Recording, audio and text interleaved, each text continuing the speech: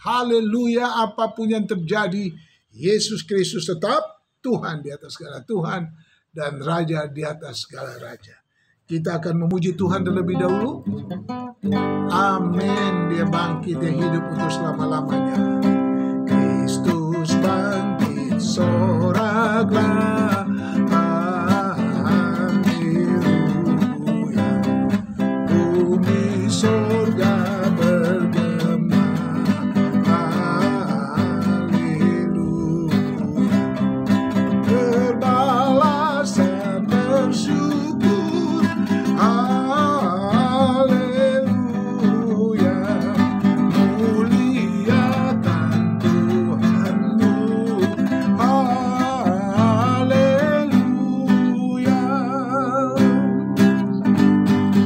Hidup Raja mulia. Haleluya. Kita selamat olehnya.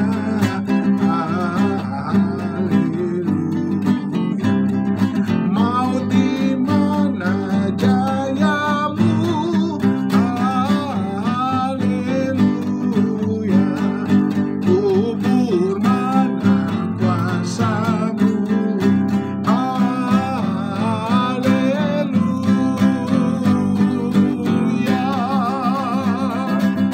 Amin. Yesus bangkit, soraklah. Makanya Yesus bisa bangkit dari antara orang mati. Dan sebelumnya waktu dia hidup, dia sudah membangkitkan Lazarus yang 3 hari dalam kuburan. Ada seorang pemuda di Nain. Dan kemudian yang kita mau bahas hari ini adalah Dorcas.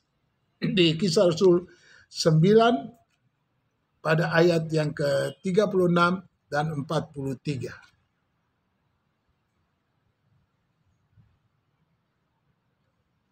Puji Tuhan. Dorcas itu berarti rusa, namanya berarti rusa dalam bahasa Yunani. Sedangkan Tabita adalah bahasa Ibraninya. Persamaannya tuh dalam bahasa Ibrani Tabita. Dari begitu banyak tokoh perempuan yang tercatat dalam Alkitab, Dorcas memiliki pesan penting untuk dipelajari dan dilakukan oleh semua orang percaya dalam mengiringi Tuhan dan Juru Selamat kita Yesus Kristus dari Nazaret yang bangkit dan hidup untuk selama-lamanya. Pesan penting yang akan kita petik dari kisah Dorcas adalah, yang pertama, Dorcas adalah satu-satunya perempuan yang menerima penghormatan dengan predikat atau sebutan sebagai seorang murid matetria. Murid, seorang perempuan, satu-satunya. Yang kedua, sebagai seorang murid, Dorcas adalah seorang pelajar atau siswa, berarti Dorcas bersedia duduk di kaki Yesus dan mau diajari oleh Sang Guru Agung kita, Yesus Kristus, sebagaimana layaknya murid-murid yang lain. Demikian kita juga sebagai orang percaya yang juga adalah murid Yesus. Kita punya waktu untuk duduk merenungkan firman Tuhan, berdoa, membaca firman, sharing, dan memuji Tuhan, memuliakan Tuhan. Dan yang ketiga, murid juga adalah seorang pengikut. Para murid mengikuti Yesus kemanapun dia pergi, dalam keadaan susah maupun dalam keadaan senang. Tapi Yesus selalu membela mereka. Tidak pernah Yesus tinggalkan. Sampai hari ini, semua orang percaya pun akan disertai Tuhan Yesus yang namanya Immanuel, Alfa dan Omega. Seorang murid adalah juga seorang peniru. 2 Korintus 11 ayat 1. Rasul Paulus percaya semua orang yang sudah terima Yesus sebagai Tuhan dan Juru Selamat, dia adalah sebagai peniru. Artinya jadilah peniru Kristus. Apa yang Yesus kerjakan, kita bisa kerjakan dalam hidup kita. Sehingga kita menjadi seperti Yesus, bukan menjadi seperti Tuhan.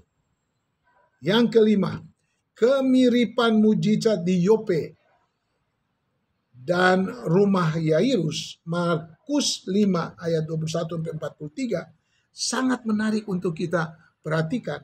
Karena Petrus hadir pada waktu mujizat yang terjadi di Yope. dan di rumah Yairus maksudnya. Dan pasti Petrus melihat apa yang Yesus kerjakan. Sehingga Yesus menyuruh semua janda-janda atau perempuan-perempuan yang menangisi Dorcas itu keluar dari kamar itu. Dan dia berlutut untuk mendoakan Dorcas. Apa yang terjadi di rumah Yairus itu Petrus niru dari apa yang Yesus kerjakan. Itulah seorang murid. Markus 5 ayat 37, 40b sampai 42. Haleluya, amin. Kita melihat bahwa apa yang sudah terjadi di sini, Yesus itu hidup untuk selama-lamanya.